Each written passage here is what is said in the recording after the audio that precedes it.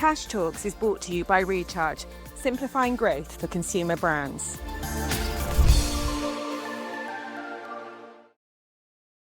Hi everyone, and welcome to part 2 of Triffin's Founder Story series. I'm Natasha Courtney Smith, and I'm super excited to be joined by a fabulous founder, the wonderful Fiona Toomey from the brand Naydaya. Welcome, Fiona. I'm so excited about our conversation today. Me too. Thank you for having me. I'm very excited. Do you want to kick off and tell us all a bit about who you are and what your brand is and where you've got to?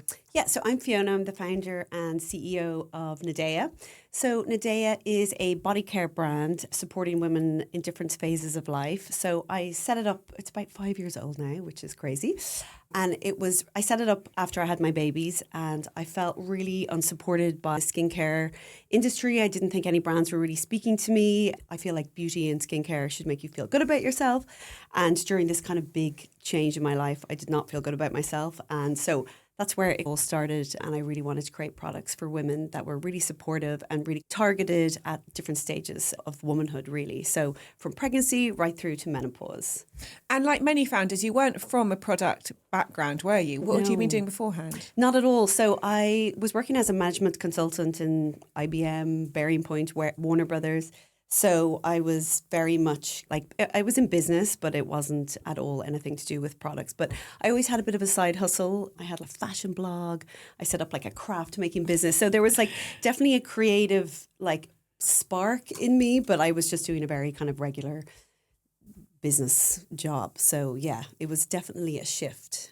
And what was the first product you brought out? So it was just after I had my 2-3 babies, I brought out a nipple balm and scar savior, and it was very much targeted for postpartum mothers because I just felt like I couldn't find anything on the market that really spoke to me, made me feel good about myself, and also that was like natural, organic. So they were the two products, and that's where it started with. So it was very much targeted for new mothers at the very beginning. And what I think is fascinating about your story is many founders start with that pain point or something they've experienced themselves. And most brands carry on, but you have pivoted into your hero products. They're really now in a different niche. Do you want to just share with our audience and viewers what your hero products are and the niche that you're serving? Yeah. So, as you said, like it started very much with my pain points, but then very organically, we started getting such an influx of women going through different stages of life. So like perimenopause, menopause, postmenopause. And there was a couple of products that really captured their attention. And one of them was our Victory Oil, which is a vulva oil. And it's now our bestseller, and it's really targeted for women going through intimate dryness. And we did a massive survey recently, and we found out like 82% of all women experience intimate dryness at some point, but very much a lot of women going through the menopause stage. So that's the product that's really held the business in the last couple of years, which has been our bestseller. Okay, we're going to come back to that because this product is a standout product and really probably one of the only of its type around, isn't it? Yeah, I mean, there's a lot of like pharmaceutical looking brands, and there's a lot of brands then that have a lot of chemicals and like fragrances in their products. So ours is it's very simple. It's recommended by gynecologists. A lot of gynecologists sell it in their practices, and we have a lot of testing, clinical trials for the product as well. So it's been one of our best ones, definitely. So let's talk about the finances, because obviously we're here today for Triffin, which is a solution that I know you believe passionately within and has really changed how you approach the business. How was the business funded in the start? So I actually took redundancy, and just after I had my kids, and I actually put all of that money, not a big pot, but a pot into the business. Okay. So I funded the business myself and got it off the ground. But we've been profitable kind of since day one. So I've just been like slowly growing the team. But from a finance point of view, I think until I got Triffin, I don't think I knew where I was going financially, and I was not able to tackle the like day-to-day finance problems. So we're in a different place now than we were like a year or two ago before I joined Triffin. And did you always have the plan to build because we've known each other for some years, so I do have some context on the background of your story.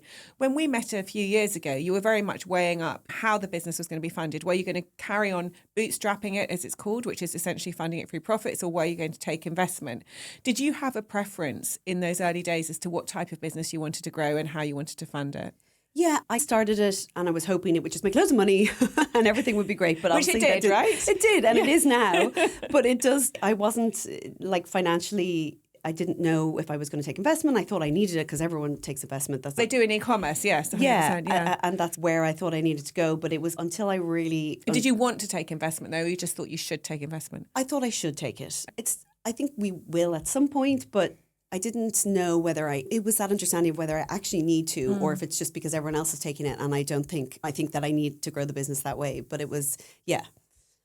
So when you first came into Triffin and first onboarded with Triffin, at that time you'd taken a number of debt-based solutions, hadn't you? And that's something that's very common in this industry as well, particularly because they're so easy to access and there's a lot of highly regarded providers supplying them. Just tell me about what happened when you onboarded with Triffin and you saw the actual impact that the debt-based funding was having on the business. Yeah, so I think at the start, before I got a real good, I understood my finances, but really to understanding the day-to-day, I don't think I realised the difference between working capital and profitability. So I would figure out my books at the end and be like, oh, I was actually profitable last month, but I could have done something with that money, but not realising. But actually I was like, why can't I pay all these suppliers at the end of the month? So what I started doing was taking all these kind of really easy loans from Shopify, PayPal, Wayflyer, all these different ones. Sorry if I'm bad-mouthing any of them, they're great. But I think a lot of e-commerce founders find themselves in this situation because the loans are readily available. So easy, literally a press of a button and you're approved for big chunks of money. But I think what I didn't realise at the time was just the impact it was having every single month on the business. It's like I wasn't able to come up with a good payment plan for these. Like it was taking my sales every single month. So I'd get to the end of the month and I'd be like, I can't pay any of these bills. How? I've taken all this money, but I actually and am you are in a profitable. worse. So you're saying I've taken this money, I am profitable, but where is the money? Yeah, I'm like, where is the money? Why can't I pay? Why can't I pay all these suppliers? Yeah. And it was just then you get yourself into a bit of a hole because I was like, oh, there's another one I can take. I'll just take that, and it's really easy cash. Yes, yeah. But you can just get yourself into a really bad place because you obviously have suppliers, you've got staff, you've got all these fixed costs, variable costs, all these things. And if you can't pay them at the end of the month, you just need to go get more. And it's just like a vicious circle. So when I started with Triffin, I think that was one of the first things we looked at was really how bad these payment plans actually were and the impact it was having on a monthly basis. And then if I wanted to go get money... And had you realised at that point the impact it was having on a monthly basis? I couldn't figure out. I was like, why don't I have the money? I've got this money, but then they're just taking it straight back out anyway. And I'm like, at the end of the month, I still couldn't pay the bills. It must have caused a lot of stress. A lot of stress because they're taking money out every single day from your sales or whatever you're doing, and it's never making its way into your bank. And you've got VAT payments, your Meta bills, all these things that come in big chunks, and then you're looking for somewhere else for this money. One of the first things that they did with me was just get me off these loans, wean me off these loans, and just get me back to the basics. And then I was able to really get a good handle of where the business was and where I needed money and if I needed money. And that was another thing. I just thought I needed money all the time, but actually a lot of it is about they have a 13-week cash flow. So I can see a few weeks down the line or there's going to be a gap and then it's okay. Then it's up to me to talk to suppliers, try figure out payment plans, try maneuver payments around so I don't need the cash. And if I don't have that visibility, then you can't do it. And I didn't have it before. I had my cash flow on a spreadsheet and it's not live. It doesn't update as things come in and out. So it was just a headache, but yeah.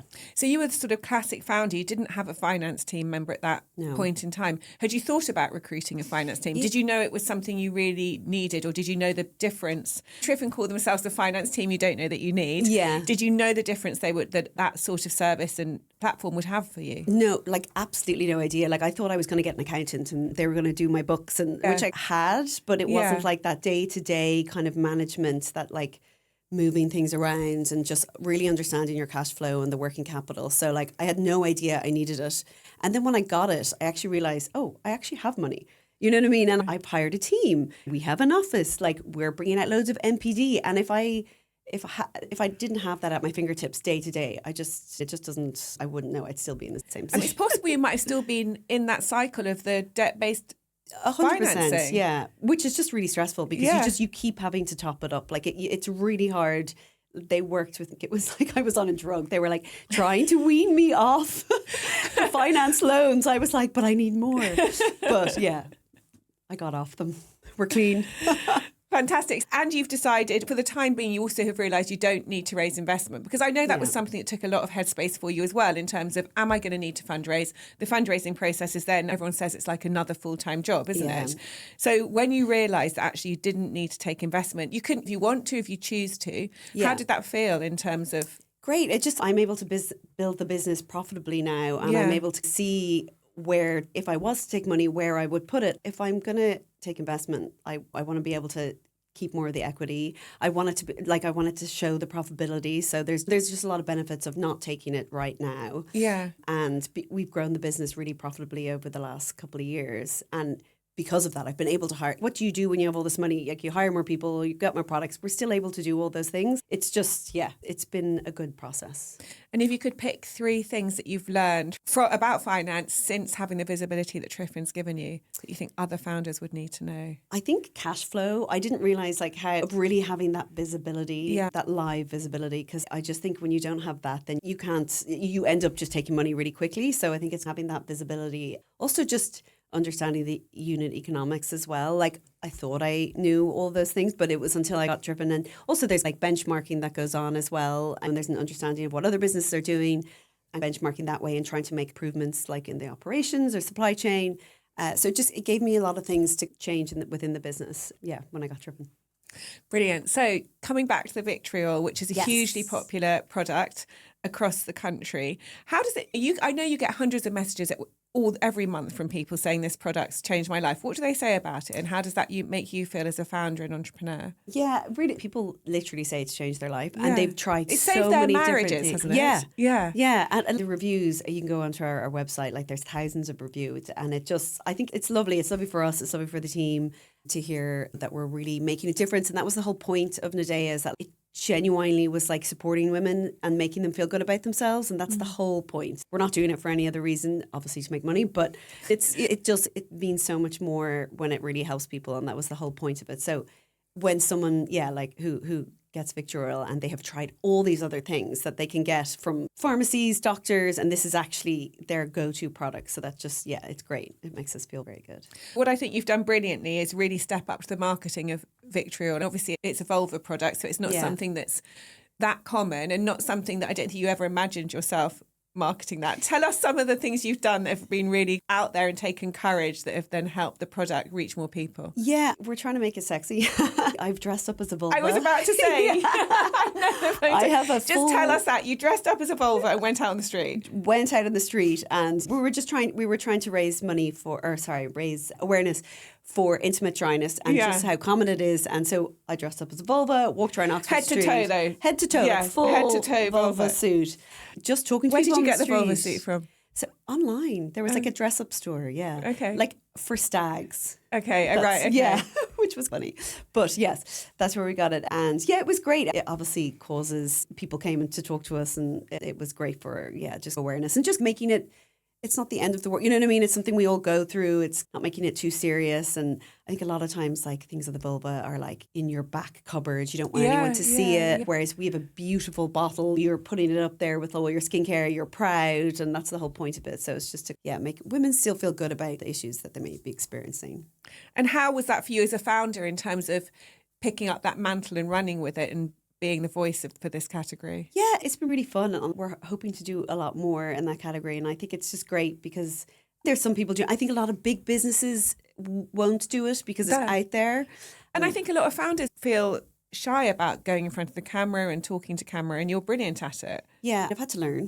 It's definitely, I enjoy it. It's fun, and I've so much fun with the team filming all these different things. We go around regularly with big boards, like talking about... I always see you on Instagram with a board here or a costume. Yeah, so there's a lot of talking, asking people in the street. Yeah, it's fun. I think we don't take ourselves too seriously, and I think it's great just for the category in general. Like, obviously, we want to sell our products, but I also think there's a huge just education piece and just awareness piece that needs to be brought into the mainstream. It's not really by big companies, so I feel like we're the ones that can do it, which is nice. And what do you think the impact has been of your personal brand on the overall success of the brand? Obviously, we know you've got finance under control because you're with Triffin. Yes. How's your personal brand impacted the top line growth for the business? Yeah, definitely. I think it's really important for people to understand what goes on behind and who's behind it. There's a lot. You walk into a beauty I don't know, any of the big department stores, and there's loads of it, but I think people gravitate towards more human seeming brands. So I think it's been really good just because we're small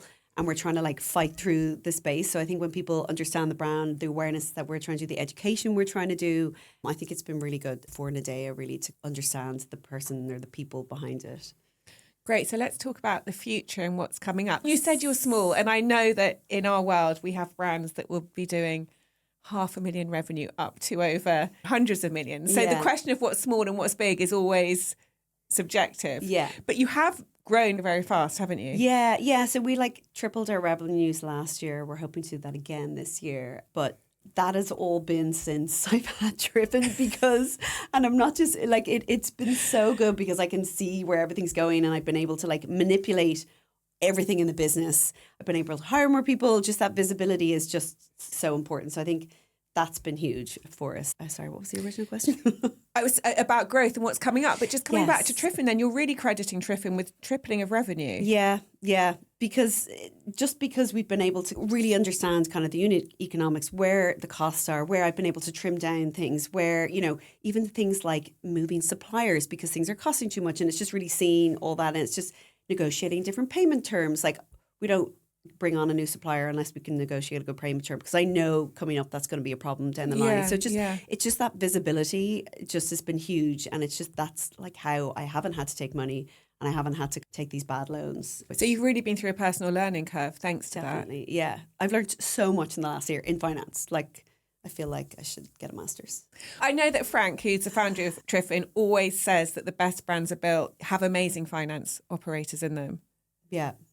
And to me. I'm wondering if you're one of them, if you're becoming one of them. I think I am. I feel like I'm learning so much like from them, but also I did have a little bit of background in finance, but not in accounting. And I do think there's so much of unknown when you become a founder of finance and just that day to day. But I think, it's all about, learning quickly and also having the right platform to support you while you grow.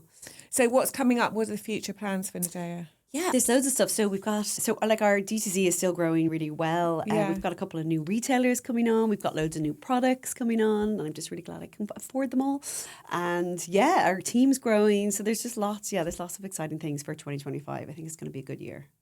And in terms of the D2C side of the business, how are you finding it? I know founders who listen to other founders always want to know how's it all going? How's the meta side of things? What's working? What's not working? Yeah, so it's going really well. I think we've hired some like key hires in the last couple of months. So I've got some kind of more senior people. Looking like operations was a disaster for us last year. We were running out. So we've got that sorted. So you had your finance sorted with Triffin, but the supply chain wasn't sorted. Supply chain is now so squeaky clean and amazing. So that's been great because it's just an area that I didn't love and also just wasn't, and we were running out of stock, and I think that's huge, especially when you're growing at a rate that we're growing. So it's really important. And then just the e-commerce side, the meta is meta. We could have another podcast about that. But there's ups and downs. We've had a pretty stable kind of CPA over the last little while, so we're just scaling that. We're looking at new territories. I mean, we're very much just in the UK at the moment, so all of that is going on behind the scenes. And every brand wants to know, what's the magic button? Have you found a magic button? I think it might be Triffin, actually, from what you said. It's helped you triple your revenue. Finance, like, you can't do it without, that is, like, key. So Triffin, I think it's team. For us, it's really been team. I think when we first started working together, there was, like, 2 or 3 of us. I think when I first met you, there was 2 or 3 of you. Yeah. So I think it's just, like, building and getting those key people in, and I suppose like leaning into the areas that I'm not good at and really finding the right people for that. And for me, it was very much like the operations supply chain. Yeah. So that, and it just also, just learning, just constantly learning, just like it's all changing so fast. But the e-commerce side is going well. And what's your long-term vision for Naydaya? I want to, there's still so much we have to do. There's so many areas I want to go into. Like we're very much kind of postpartum menopause.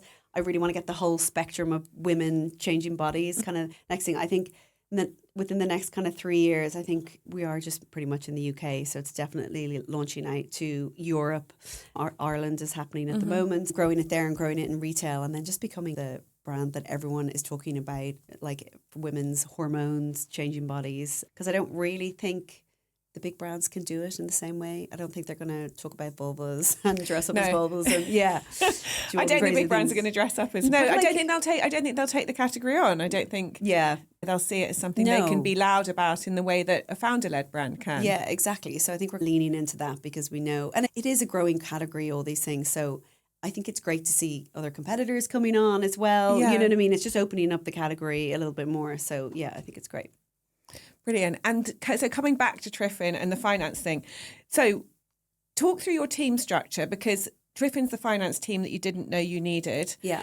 And what do you think makes up a great e-commerce team with Triffin as a function of it as well? So I think where things started really changing for us, so we have an e-commerce manager who really supports then with the kind of content, the online ads.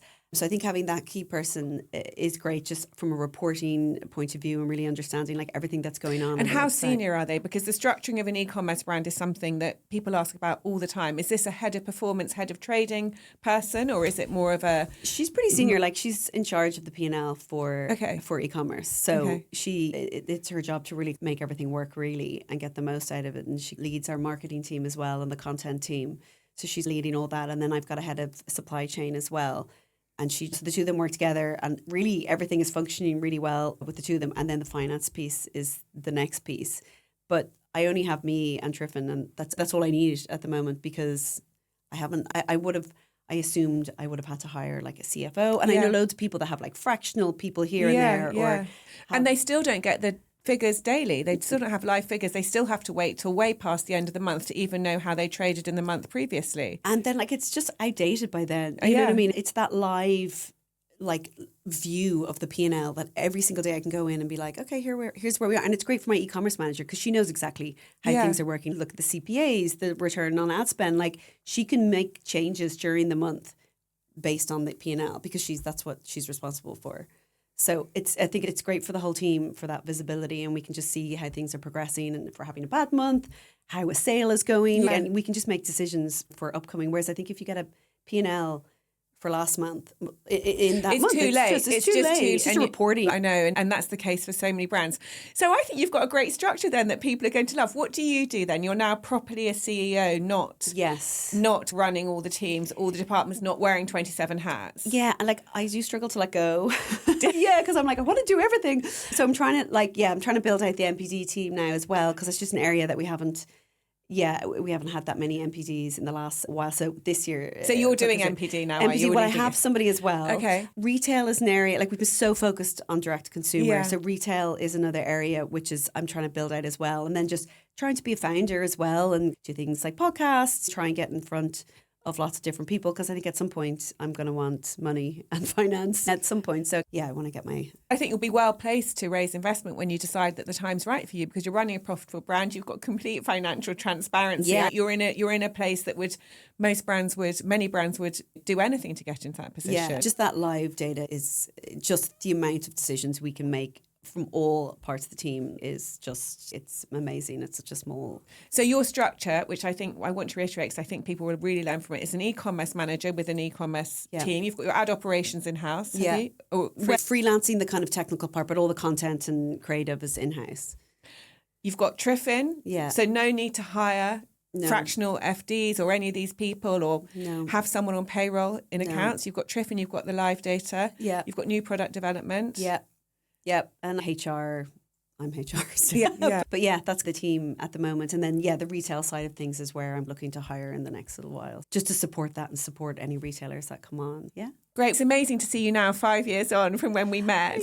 And I think when we very first met, you were you changed the name of the brand, didn't you? Yes. In the early days. So it was in such its infancy. Yeah. And I remember you feeling all those things that founders feel like, do I need to raise money? Do I need to do this? What am I going to do about this? What am I going to do about that? Yeah. And obviously you had big plans, but now they're actually really coming to fruition. Yeah, and I can really see where we're going now, whereas before I was like, do I need money? I'll just take another loan.